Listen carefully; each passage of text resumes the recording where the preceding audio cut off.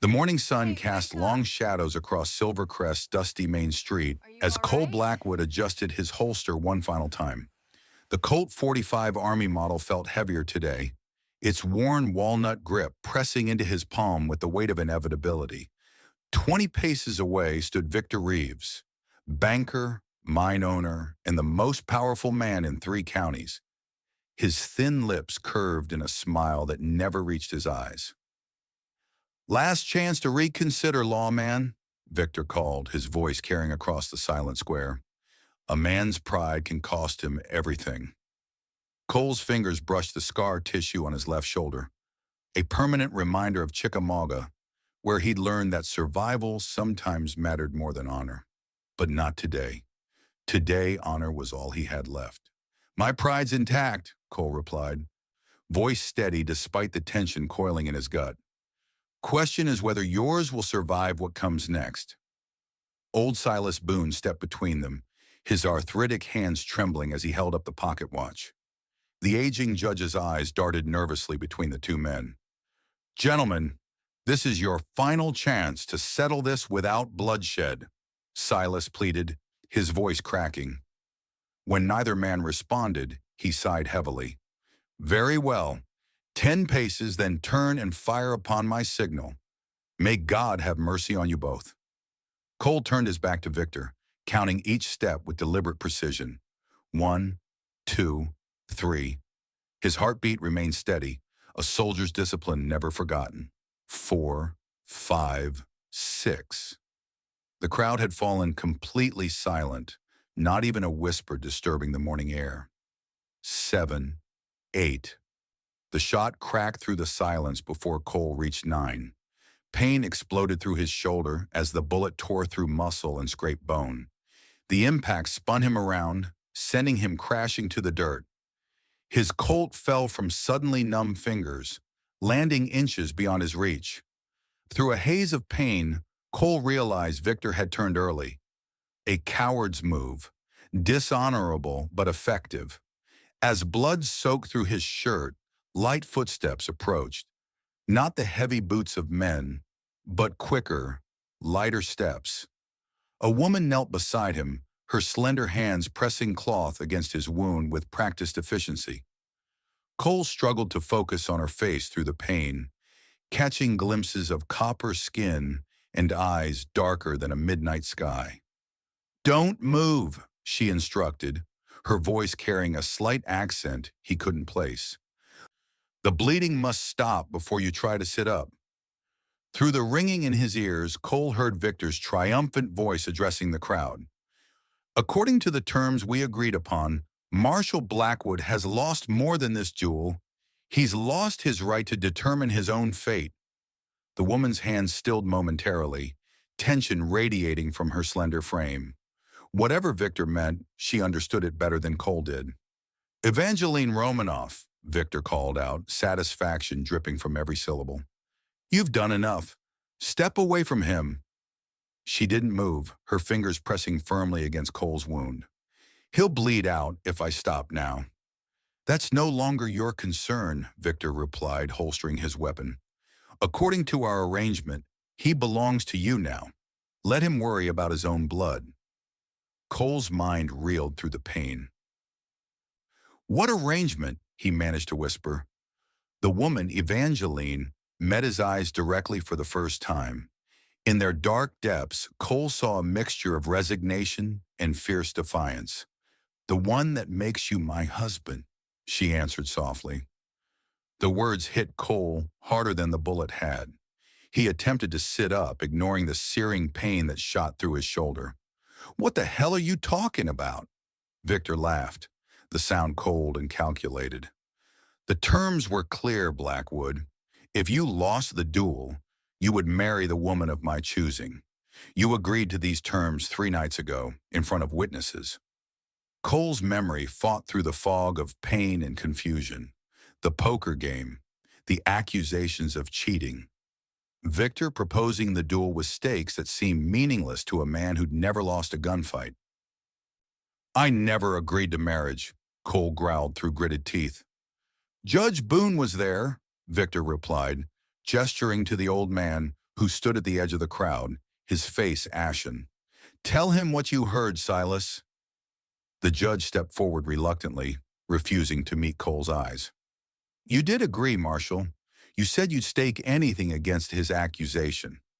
Victor said if you lost, you'd marry whomever he chose. You shook on it. The memory crashed back into Cole's consciousness.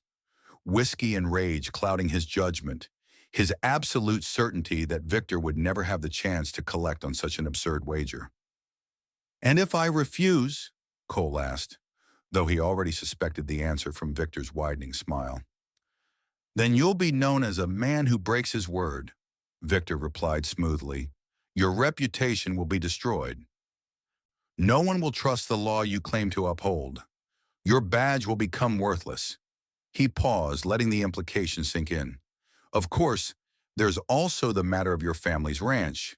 I now hold the mortgage, and I'm afraid foreclosure would be immediate."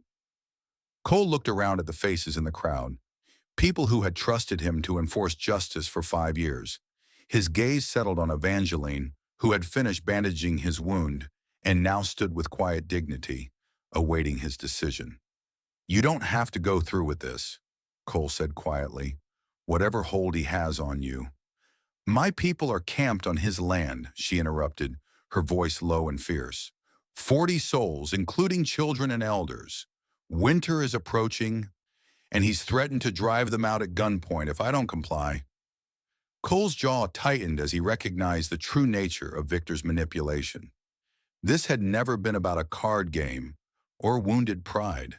This was about power, the ruthless exercise of control over those with no recourse. "You have until sunset to prepare," Victor announced, checking his pocket watch with theatrical precision. "Judge Boone will perform the ceremony at my estate. Don't disappoint me, Marshal. I'd hate to see your brother and father thrown off their land because of your stubbornness." As Victor and his men departed, Cole struggled to his feet with Evangeline's reluctant assistance.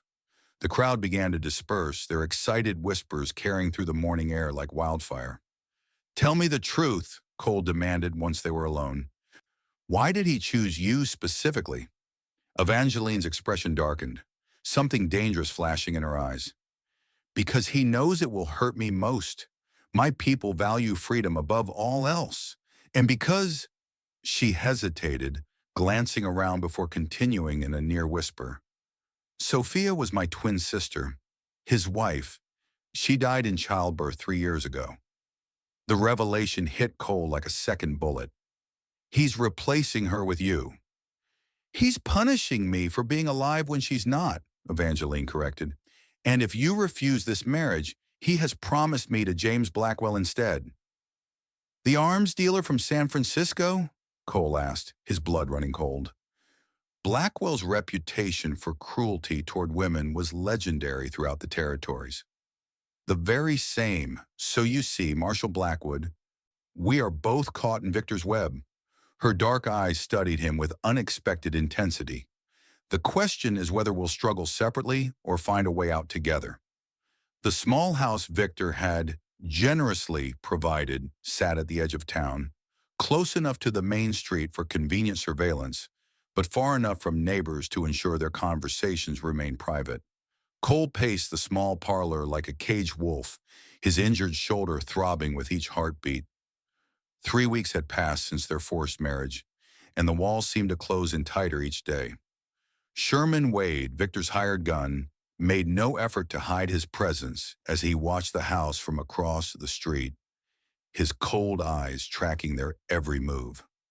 "We need to be smarter than him," Evangeline, Eva as she preferred, said quietly, her nimble fingers working deftly to change Cole's bandage. "Victor believes he's won, and that makes him vulnerable."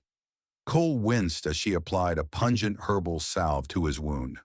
"How exactly does marrying you serve his interests? Revenge seems too simple for a man like Reeves." Eva's hands paused momentarily. "Sophia discovered something before she died. Something about Victor's business dealings. She was going to expose him, but then—" Her voice caught. "The pregnancy had complications. Victor claimed he sent for the doctor too late. You think he let her die intentionally? I know he did. And I believe he wants me close so he can watch me, ensure I don't have whatever evidence Sophia gathered. Her dark eyes met his. But he underestimates the Romani. We pass knowledge through generations, through stories and signs others cannot read. Cole studied her face, noting the proud set of her jaw, the intelligence in her eyes. She was nothing like the helpless bride Victor had imagined foisting upon him. In fact, with each passing day, Cole found himself more impressed by her resilience and quiet strength. I need to visit my people, Eva said, tying off his bandage. Victor permits it once a week, under Sherman's supervision. Will you come? There's someone you should meet. The Romani encampment sprawled in a natural hollow beyond the silver mines, their brightly painted wagons arranged in a protective circle. Children paused in their play as Cole and Eva approached, Sherman Wade trailing at a distance. Women in colorful skirts eyed Cole with suspicion, while men moved to intercept them. You brought an outsider, a lean man with silver-streaked black hair said in accented English, his weathered face hard with distrust. And Victor's dog follows at your heels. This is my husband, Mikhail, Eva replied with quiet dignity. Cole Blackwood. He is not our enemy. Anyone with that badge is no friend to the Romani, Mikhail spat, eyeing Cole's martial star with contempt. I didn't ask for this marriage any more than Eva did, Cole said evenly, meeting the man's gaze without flinching. But I'm here now, and I intend to help if I can. An elderly woman emerged from the largest wagon, her silver hair bound in a red scarf, her posture straight despite her advanced years. The crowd parted respectfully as she approached. Enough, Mikhail, she commanded. Bring them to my wagon. Sherman Wade can watch from a distance. Inside the wagon, surrounded by hanging herbs and ancient trinkets, Madame Zorina studied Cole with piercing black eyes that missed nothing. So this is the lawman Victor believes he has broken, she said finally, her accent thicker than Eva's. I see the soldier in you, the one who survived Chickamauga and Chancellorsville. Cole stiffened in surprise. How did you? The way you carry yourself, the scars you hide, the shadows behind your eyes. She waved dismissively. Old Zorina sees many things, including that you and my granddaughter share a common enemy. She reached beneath her mattress and extracted a small object wrapped in faded silk. Unwrapping it carefully, she revealed an ornate brass key, its surface worn smooth by countless hands. Sophia entrusted this to me before her marriage, Zorina explained, pressing it into Eva's palm.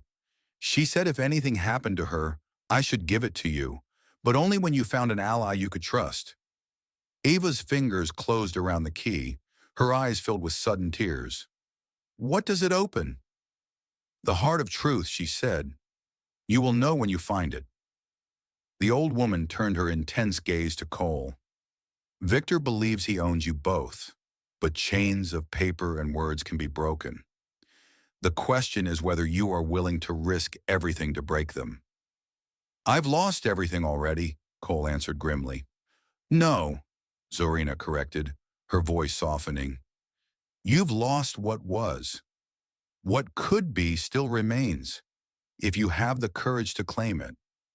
As they left the camp, Sherman Wade fell into step behind them, his hand resting on his holstered revolver. Cole glanced at Eva, noting the way she clutched the key hidden in her skirt pocket, her expression thoughtful. Your grandmother believes I can be trusted, Cole said quietly when they were out of Wade's earshot. I'm not sure I've earned that yet. You could have refused this marriage, accepted the consequences to your reputation, Eva replied. Instead, you chose to protect your family's land, just as I chose to protect my people. We are not so different, you and I. That night, as Sherman Wade's silhouette remained visible through the curtains, Eva showed Cole the small brass key in the lamplight. Sophia lived in this house before she married Victor, she whispered, her fingers tracing the ornate patterns on the key. If she hid something here, The heart of truth, Cole mused, eyes scanning the room. His gaze settled on the stone fireplace, its hearth cold despite the autumn chill. In the old days, settlers would sometimes build secret compartments in chimney hearths, the heart of the home. Together they examined the fireplace, fingers probing each stone until Eva gasped softly. A rectangular section moved slightly under pressure. The brass key fit perfectly into an almost invisible keyhole, and with a gentle click, the stone panel swung inward. Inside lay a leather portfolio, its contents protected from the elements for 3 long years. Eva's hands trembled as she removed it, spreading the documents across the floor. Financial ledgers showing systematic fraud.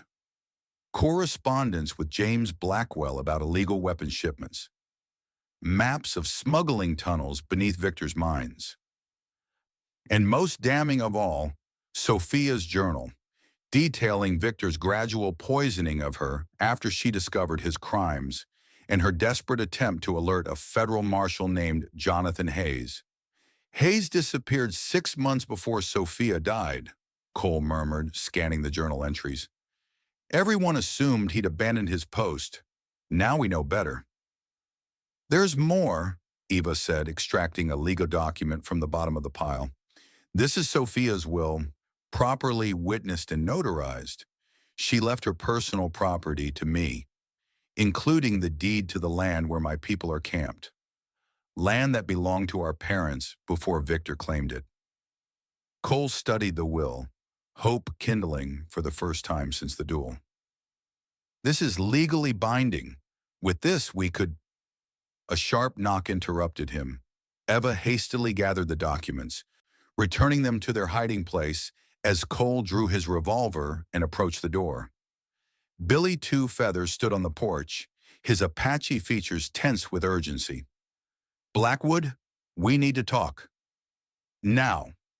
Cole ushered him inside, keeping watch for Sherman Wade, who appeared to have momentarily abandoned his post. Victor's planning something big, Billy said without preamble. A weapons shipment is arriving tomorrow night through the mine tunnels. Blackwell himself is coming to oversee the transaction. How do you know this? Cole demanded. I've been tracking Wade. He met with Victor's foreman at the mine entrance. Billy's dark eyes shifted to Eva. They mentioned you, ma'am. Said Blackwell was looking forward to seeing Victor's wedding gift up close. Eva's face paled, but her voice remained steady. Victor's hosting a dinner tomorrow night. We've been commanded to attend. It's a trap, Cole concluded grimly. Victor never intended this marriage to last. Once the weapons deal is complete, he'll find a way to nullify it and hand you over to Blackwell. Then we must act first, Eva said, a new determination hardening her features. Tomorrow night, while everyone is distracted by the dinner, we expose everything. Victor Reeves' estate gleamed with lamplight, the sounds of forced laughter and clinking glasses spilling from open windows. Cole adjusted his string tie, uncomfortable in the formal attire Victor had generously provided. Beside him, Eva was breathtaking in a burgundy dress that emphasized her exotic beauty, Sophia's journal and will hidden in a secret pocket beneath her skirts. Sherman Wade greeted them at the entrance, his cold eyes lingering on Eva. Mr. Reeves is expecting you. Follow me. The dining room buzzed with the territory's elite, bankers, mine owners, and merchants, all dependent on Victor's goodwill for their prosperity. At the head of the table sat Victor himself, and beside him, James Blackwell, a bear of a man with cruel eyes and scarred knuckles. Ah, the newlyweds arrive, Victor announced, raising his glass. Ladies and gentlemen, Marshal Blackwood and his Romany bride. A most unusual match, wouldn't you agree? Uncomfortable laughter rippled through the room. Cole felt Eva stiffen beside him, but was impressed by her composure as she offered a polite smile. Mr. Blackwell has traveled all the way from San Francisco to discuss business, Victor continued, but he expressed particular interest in meeting you, Mrs. Blackwood. He's a connoisseur of exotic beauties. A pleasure, Blackwell rumbled, his eyes roving over Eva with undisguised hunger. Victor speaks highly of your talents. Throughout dinner, Cole watched as Victor orchestrated his humiliation, placing him far from Eva, who was seated between Victor and Blackwell. The arms dealer's hand repeatedly strayed to Eva's arm or shoulder, each touch making Cole's blood boil despite his outward calm. When the ladies withdrew to the parlor after dinner, Victor invited the men to his study for brandy and cigars. Cole followed, hyper-aware that the critical moment approached. As Victor opened his private humidor, Cole noticed Billy Two Feathers' shadow pass briefly across the window, the signal that everything was in place. "I've been thinking, Blackwood," Victor said casually, offering cigars to his guests. "Your marriage seems rather hasty. I wonder if Judge Boone even filed the proper documentation." "What are you suggesting?" Cole asked, accepting a brandy he had no intention of drinking. "Merely that there might be legal grounds to annul this unfortunate arrangement," Victor replied with false sympathy. "Freeing you from obligations you clearly didn't understand when you agreed to them." James Blackwell chuckled darkly. "And freeing the lovely Mrs. Blackwood for more suitable arrangements." Cole set down his glass with deliberate control. "You mean selling her to Blackwell, just as you're selling him weapons for his Mexican insurrection?" The room fell silent, all pretense vanishing from Victor's face. "I don't know what you think you know, Marshal, but making accusations without proof is dangerous." "I have proof," Cole replied evenly. "Sophia's journal, her will, the maps of your smuggling tunnels, everything."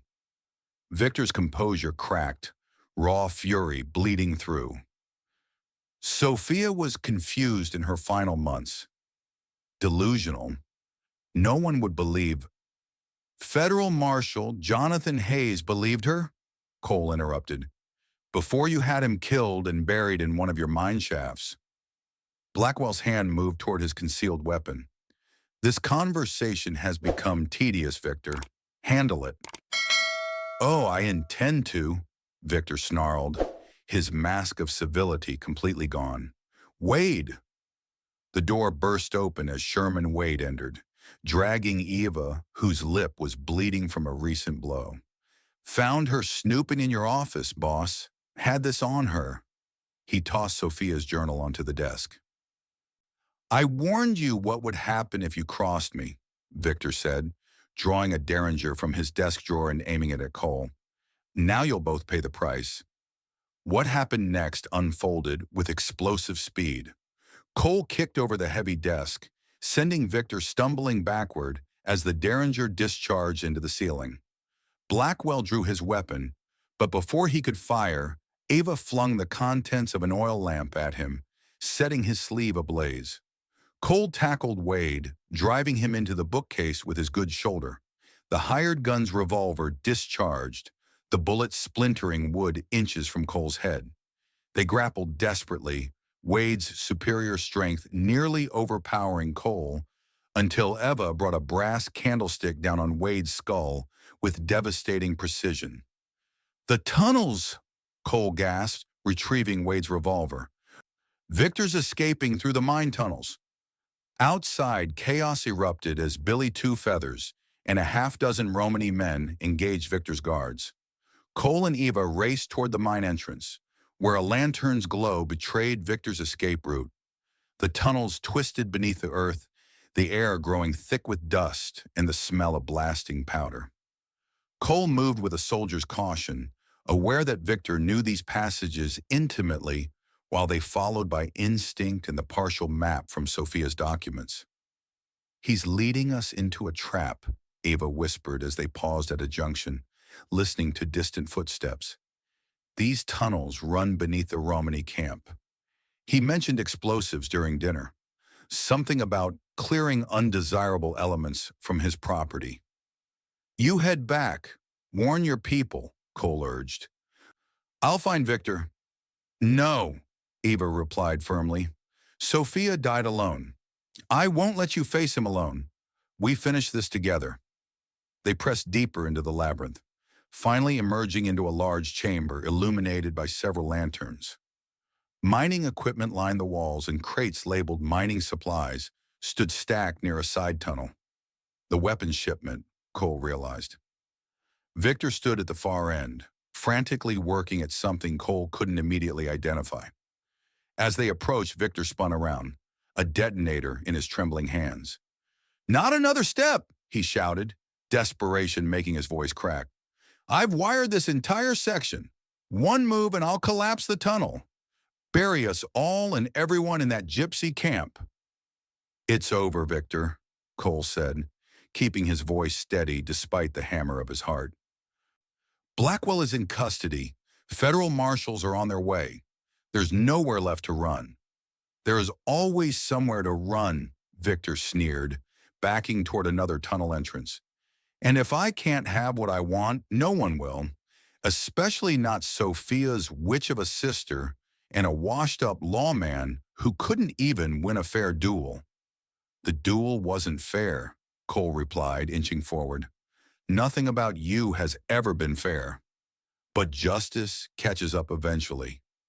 Victor's finger tightened on the detonator. "Justice!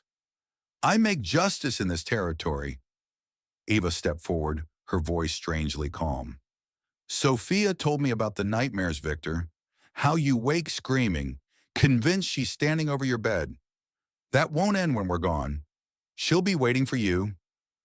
On the other side, a flicker of primitive fear crossed Victor's face, superstitious dread of Romani curses momentarily overriding rational thought. In that instant of distraction, Cole lunged forward, tackling Victor as Eva dove for the detonator. They crashed to the ground, Victor fighting with unexpected strength born of desperation. The detonator skittered across the rocky floor as they grappled. Victor's hand found a mining pick, swinging it wildly at Cole's head. Cole dodged, but his wounded shoulder slowed him, allowing Victor to scramble away toward the fallen detonator. A single gunshot echoed through the chamber. Victor froze, then slowly looked down at the spreading crimson stain on his chest. He turned in disbelief toward Eva, who stood with Wade's revolver still aimed steadily at him. "Sophia sends her regards," Eva said quietly as Victor collapsed. With his final breath, Victor squeezed the detonator. The earth rumbled ominously as Cole grabbed Eva's hand. "Run!" They raced through the tunnels as support beams cracked and stones fell around them. Cole pulled Eva down a side passage as the main tunnel collapsed behind them, dust and debris chasing them through the darkness. After what seemed like eternity, they emerged into the cool night air, coughing and covered in dust but alive. In the distance, they could see the Romani camp untouched. Victor's explosives had been concentrated in the tunnels themselves, not beneath the camp as he'd threatened. Federal marshals had already secured the scene, alerted by Billy Two Feathers. James Blackwell was in custody, and Sherman Wade's unconscious form was being loaded into a prison wagon. As dawn broke over Silvercrest, Cole and Eva stood on the porch of what was now truly their home. Sophia's will had been verified by the territorial judge, returning the disputed land to Eva's ownership. Victor's criminal enterprise lay exposed, his empire crumbling in the harsh light of justice. "What happens now?" Eva asked, watching as the first rays of sunlight touched the distant mountains. Cole removed his marshal's badge, turning it over in his hand. "I was thinking about heading back to my family's ranch. It's good land, plenty of room for folks who value freedom and respect the earth." He glanced at her uncertainly. "If you wanted to bring your people there, I mean." Eva studied him, a smile slowly warming her features. "Are you proposing to your wife, Marshal Blackwood?" "I'm proposing we start over," Cole replied, taking her hand. "Not because of a forced oath or a crooked duel, but because I've come to respect the woman who fought beside me. The rest, well, that's something we could discover together, if you're willing."